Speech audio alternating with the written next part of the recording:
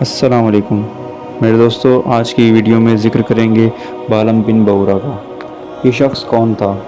یہ شخص نیک شخص تھا، لیکن اس نے اللہ تعالیٰ کی نافرمانی کی اور اللہ تعالیٰ نے اسے عبرت کا نشان بنا دیا۔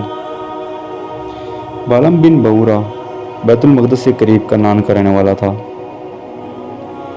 فرعون کے غرق ہونے جانے کے بعد اللہ تعالیٰ نے حضرت موسیٰ علیہ السلام کو جبارین کے خلاف جہاد کرنے کا حکم دیا، اور جبارین نے دیکھا کہ حضرت موسیٰ علیہ السلام بنی اسرائیل کا لشکر لے کر قریب آ گئے ہیں۔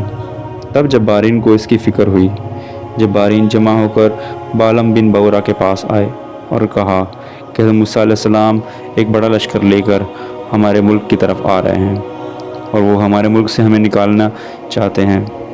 آپ اللہ تعالیٰ سے دعا کریں کہ وہ لشکر واپس ہو جائے، اور وہ لشکر کے خلاف دعا کرنے کے لیے کہا۔ بالم بن بورا کو اسم اعظم کا علم تھا۔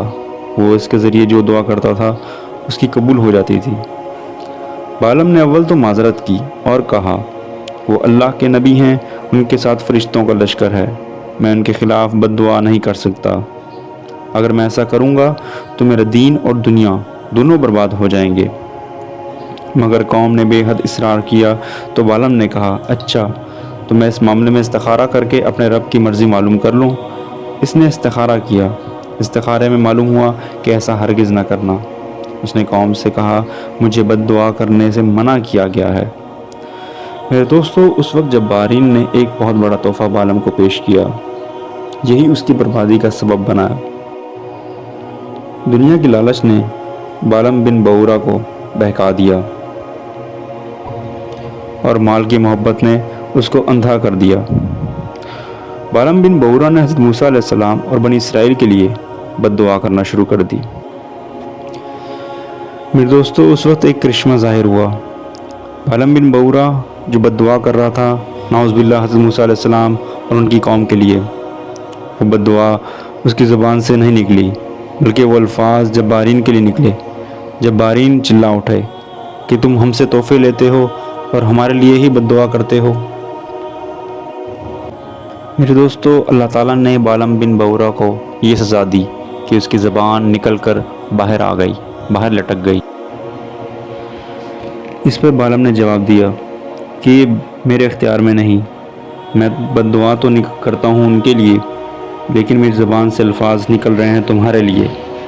اب میری دنیا اور آخرت تباہ ہو گئی۔ اس پر بالم نے انہیں ایک مشورہ دیا۔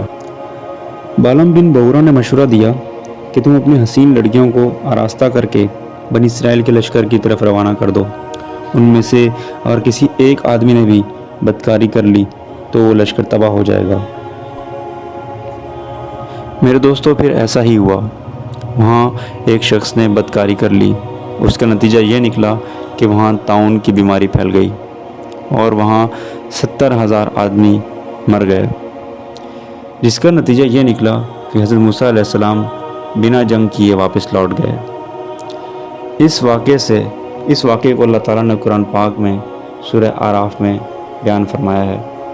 میرے دوستو، اس واقعے سے ہمیں 2 سبق ملتے ہیں۔ ایک سبق یہ کہ مال کی محبت میں بندہ اندھا ہو جاتا ہے، تو ہمیں مال کی محبت میں اتنا اندھا نہیں ہونا چاہیے کہ اللہ تعالیٰ کے احکامات کو ہم پس پشت ڈال دیں اور اس پر عمل نہ کریں۔ اور دوسرا یہ سبق ملتا ہے کہ اللہ تعالیٰ کے حکم کی بجاوری کرنی چاہیے، چاہے حالات جیسے بھی ہوں۔ جیسے اس شخص نے بدکاری کی اور اس کا نتیجہ کیا نکلا؟ جنگ کیے بغیر حضرت موسیٰ علیہ السلام واپس چلے گئے اور 70,000 آدمی مر گئے۔ میرے دوستو، اللہ تعالیٰ کی نافرمانی نہیں کرنی چاہیے کسی بھی حال میں۔ اگر آپ کو ویڈیو اچھی لگی اسے لائک شیئر ضرور کر دیں اور ہمارے چینل کو سبسکرائب کر دیں۔ شکریہ۔